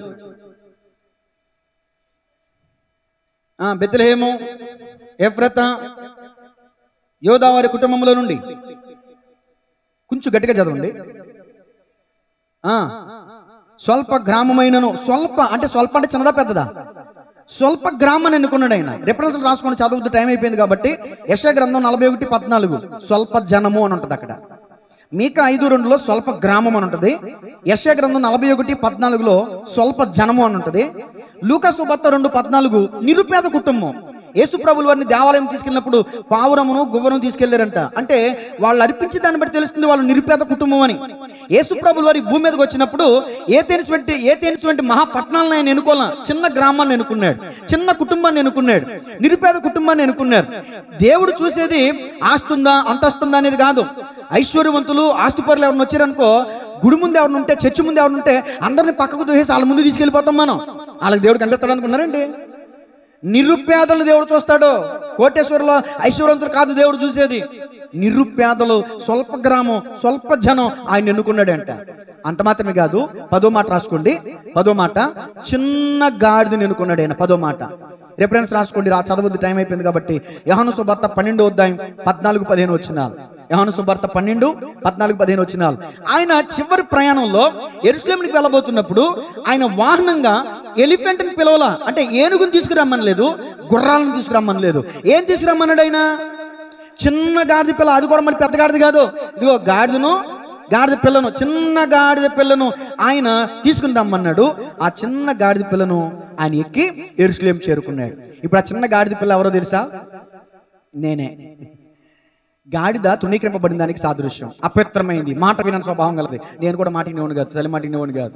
సినిమా వారంగానే సినిమాకి వెళ్ళిపోయేవాడిని, ఇంటి దగ్గర ఉండేవాడిని కాదు. అర్ధరాత్రి 9, 10, 11, 12 లాగుల్లోనో అక్కడో ఇక్కడో, ఆ క్లబ్బులో ఆ క్లబ్బులో అక్కడక్కడ తిరిగేవాడిని. తప్పిపోయాను, మాట వినే స్వభావం లేదు నాకు.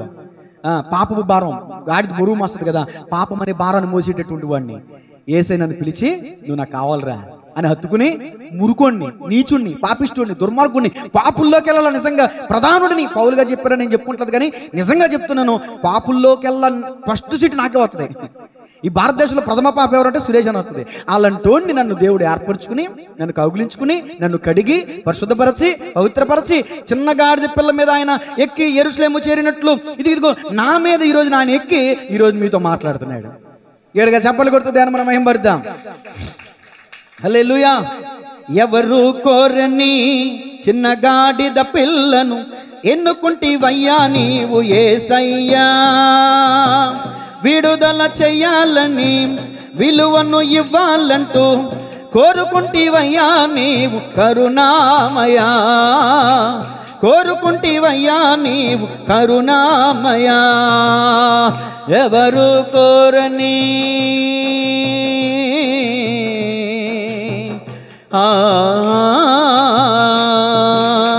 రారాజువైయుండి రథములను అడుగలేదు, సర్వాధికారి నీవు గుర్రాలు కోరలేదు.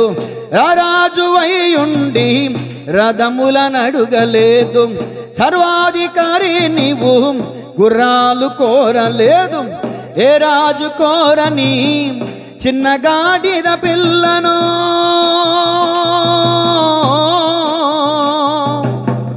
ఏ రాజు కోరని చిన్న గాడిద పిల్లను కోరుకుంటివేమయ్య కోరిక తీర్చే స్వామి, కోరుకుంటివేమయ్య కోరిక తీర్చే స్వామి. ఎవరు కోరని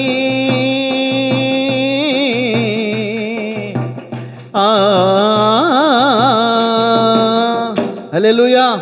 ఎవరిని కోరుకుంటారు? గొర్రె పిల్లని, క్షమించాలి, గాడిద పిల్ల ఎవరిని కోరుకుంటారా? గొర్రె పిల్ల బ్రతకాలంటే గాడిద పిల్లని బలి ఇవ్వాలి. నిర్గమకాండం 13:13.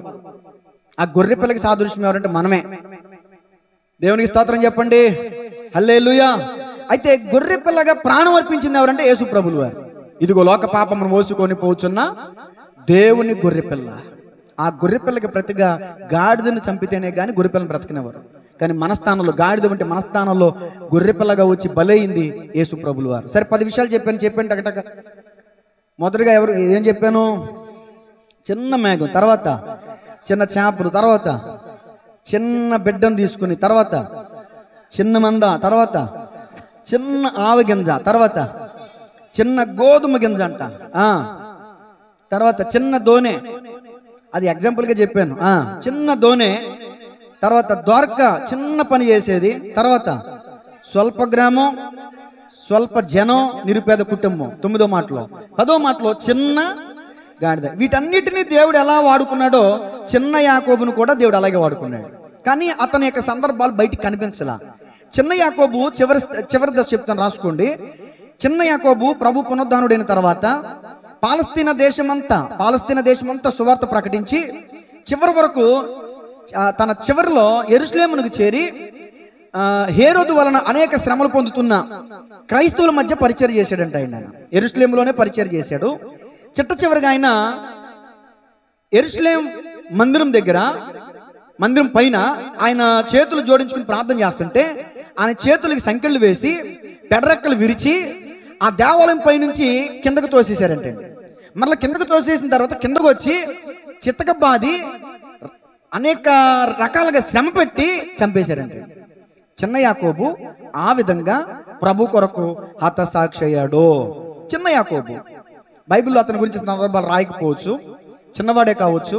చిన్నవాడినైనా దేవుడు పిలుచుకున్నాడు, చిన్నవాడినైనా దేవుడు వాడుకున్నాడు, గొప్ప పరిచయం చేశాడు. యెరూషలేములోనే యూదుల మధ్య పరిచయం చేశాడు, దేవుని కొరకు గొప్ప హతసాక్షి అయ్యాడు. ఇంతవరకు చెప్పబడిన ఈయన దేవుని మాటలు మనందరి హృదయాల నీరు కట్టి ఫలించునుగాక. తలలో వంచండి, ప్రార్థన చేసుకుందాం. మోకరించగలిగిన వారు మోకరించండి. చిన్న వ్యాపారం, చిన్న ఉద్యోగం, చిన్న పని అని అనుకున్నావేమో, నేను చాలా తక్కువ స్థాయిలో ఉన్నానని ఊహిస్తున్నావేమో. చిన్నవాడైన యాకోబుని దేవుడు వాడుకోలేదా? చిన్న గాడిద పిల్లని దేవుడు వాడుకోలేదా? చిన్న దావీదుని దేవుడు ఎన్నుకోలేదా? ఇజ్రాయేలు దేశం చిన్నది, ఆమె చెప్పిన సువార్త వల్ల ఇదిగో సైన్యాధిపతి రక్షింపబడలేదా? ఈరోజు దేవుడు నిన్ను కూడా వాడుకోవాలని ఇష్టపడుతున్నాడు. నేను పెద్దోడిని కాదు, నాకు పెద్ద చదువు లేదు, నాకు బైబిల్ పెద్ద తెలియదు, పెద్ద నేను యోగ్యుని నువ్వు అనుకుంటావు కదా, అది నీ తగ్గింపు, మంచిదే. కానీ దేవునికి నువ్వు కావాలి. ఆ తగ్గింపే దేవుడి నుంచి వస్తున్నాడు. హెచ్చించుకునేవారు కాదు కావాల్సింది, దేవునికి తగ్గించుకునేవారు కావాలి. నేను అంటాను, చిన్న యాకోబు తగ్గించుకునే తత్వం కలిగి ఎవరేం చెప్పినా చేసేవాడంట. మందిరంలోకి వచ్చిన తర్వాత మన అందరూ చిన్నపిల్లలు అండి. ఎవరైనా ఏదైనా చెప్పినప్పుడు నేనేంటి పని చేయడం ఏంటి అని అహంకారం పోనకూడదండి, గర్వం చూపించకూడదండి, మన స్టేటస్లు దేవుని మందిలో చూపించకూడదండి. ఇక్కడికి వచ్చాక మనందరూ సమానం, హెచ్చు తగ్గులు ఉండకూడదండి, కులమత భేదాలు ఉండకూడదండి, అసలు క్యాస్ట్ ఫీలింగ్ రాకూడదు, ఆ పేరే మనం ఎత్తకూడదండి. దేవునికి మతం లేదు, కులం లేదు, రంగు లేదు, గోత్రం లేదు. మరి మనకెందుకండి? చెప్పగలరా ఎవరైనా దేవుడిది ఏ గోత్రమా? ప్రార్థన చేద్దాం అందరూ. ఒకవేళ మీ హృదయంలో ప్రార్థన చేసుకుంటే మంచిది, మౌనంగా ఉండొద్దండి. ప్రార్థన చేసుకుని, ప్రభు నిజమే నేను చిన్న పని చేసుకుంటున్నాను, ఈరోజు నా కుటుంబం చిన్నదే, నేను తక్కువ స్థాయిలో ఉన్నాను అని నువ్వు బాధపడుతున్నావేమో. ఈరోజు దేవుడు నిన్ను బలపరచడానికి ఈ సందేశం ఇచ్చాడు. పరిశుద్ధ గ్రంథంలో ఎన్నో విషయాలు చెప్పాను చిన్న అనే మాట మీద. ఆయన బోధల్లో, ఆయన బోధించడానికి చిన్న పడవ కావాలి. ఆయన బోధల్లో, ఉపమానాల్లో చిన్న విషయాలని తీసుకున్నాడు. ఆయన పరలోక రాజ్య సంబంధమైన పాఠాలు నేర్పించడానికి కూడా చిన్న కుందేలు, చిన్న చీమలు, చిన్న బిడ్డను, ఇలా ఎంత గొప్ప దేవుడు అండి. చిన్న వాటిని బట్టి దేవుడు తనకు మహిమ తెచ్చుకున్నట్లుగా నిన్ను బట్టి దేవుడు తనకు మహిమ తెచ్చుకోవాలనుకుంటున్నాడు. అయితే చిన్న చేపలు దేవుని చేతిలోకి వచ్చాయి. చిన్న దోణి ఏసైకి చోటిచ్చింది. చిన్న బిడ్డ ఏసై దగ్గరికి వచ్చాడు. మనం ఏసై దగ్గరికి వస్తావా? ఆయన చేతుల్లోకి వస్తావా? విరవబడతావా? నీ చేతిలో రొట్టెను నేనయ్యా, విరువు యేసయ్యా, విరువు యేసయ్యా, ఆశీర్వదించు యేసయ్యా. ప్రార్థన. పరిశుద్ధుడా, ప్రేమగల తండ్రి, ఈరోజు నీ వాక్యం ద్వారా విరివిగా మీరు మాట్లాడారు. చిన్న యాకోబు గురించి చిన్న విషయాలే ఈ రోజున ప్రస్తావించినప్పటికీ ఎంతో అద్భుతమైన వర్తమానాన్ని మీరు మాట్లాడారు. నా ద్వారా అయ్యా మీరు మాట్లాడారు, అందుని బట్టి స్తోత్రం. నిజమే, చిన్నవాడినైనా నన్ను కూడా మీరు పిలుచుకున్నారు, మీరు నిలబెట్టుకున్నారు. ఎంతోమంది తృణీకరించారు, ఎంతోమంది నన్ను అవమానపరిచారు. కానీ ఈ రోజున ఓ మంచి ఉన్నతమైన స్థితిలో మీరు నిలబెట్టుకుని మీరు వాడుకుంటున్నారు ప్రభువా. అలాగే ఆ 12 మంది శిష్యుల్లో కూడా చిన్నవాడిని కూడా మీరు పిలుచుకున్నారంటే ఎంత గొప్ప మనసు ప్రభువా. నిజమే తండ్రి, చిన్నవాడిన దావీదు తండ్రే త్రోసేసాడు, తండ్రే తృణీకరించాడు, తండ్రే దూరం పెట్టేశాడు. కానీ పరమ తండ్రి నువ్వు దూరం పెట్టలేదయ్యా. తల్లి కంటేను తండ్రి కంటేను మించిన ప్రేమని ఇందుని బట్టి మరొకసారి రుజువుపరుచుకున్నావయ్యా. వందనాలు తండ్రి, స్తోత్రములు ప్రభువా. లోకములో ఎంతోమంది గనులు ఉన్నారు, కానీ నీ సన్నిధికి అల్పులమైన మమ్మల్ని రానిచ్చావు ప్రభువా. ఎంత గొప్ప దేవుడు. నా సన్నిధిలో నిలిచి భాగ్యం నేను నీకు ఇస్తున్నాను అన్నారు. ఎంత గొప్ప భాగ్యము తండ్రి. అయ్యా ఈరోజు ఈ వాక్యం ద్వారా నన్ను మమ్మల్ని బలపరిచినందుకు వందనాలు. కృపగల దేవా, దయగలిగిన తండ్రి, మేము తగ్గించుకోవాలి కానీ మమ్మల్ని మేము తక్కువ చేసుకోకూడదు. రాజకుమారులం అయ్యా, నీ యందు విశ్వాసం ఉంచిన వారు, నీ రక్తం ద్వారా కడగబడిన వారు రాజులైన యాజక సమూహం అని ప్రకటన 1:6 తెలియజేస్తుంది. మేము సిగ్గుపడకూడదు ప్రభువా. మేము చేసే పనిని బట్టి కానీ, ఉద్యోగాన్ని బట్టి కానీ, వ్యాపారాన్ని బట్టి కానీ, మా ఇంటిని బట్టి కానీ, దేనిని బట్టి మేము సిగ్గుపడి తక్కువ చేసుకోవడానికి వీల్లేదు. నీ బిడ్డలమై ఉన్నాం మేము, అందుని బట్టి గర్వించాలి, అందుని బట్టి అతిశయించాలి. అయ్యాటి కృపను మాకు ఇచ్చినందుకు మీకు వందనాలు, స్తుతులు, స్తోత్రాలు తెలియజేస్తూ చిన్న యాకోబుని మీరు వాడుకుని మీ నామానికి మహిమ తెచ్చుకున్నట్లుగా మమ్మల్ని అందరినీ కూడా మీ కృపలో, మీ చిత్తంలో మమ్మల్ని అందరినీ కూడా వాడుకుని మీ నామానికి మహిమ, ఘనత, ప్రభావంలో ఆరోపించుకుని మరి యేసయ్య నామములో స్తుతించి ప్రార్థించి అడిగి వేడుకొనుచున్నాము తండ్రి. ఆమేన్. God bless you all.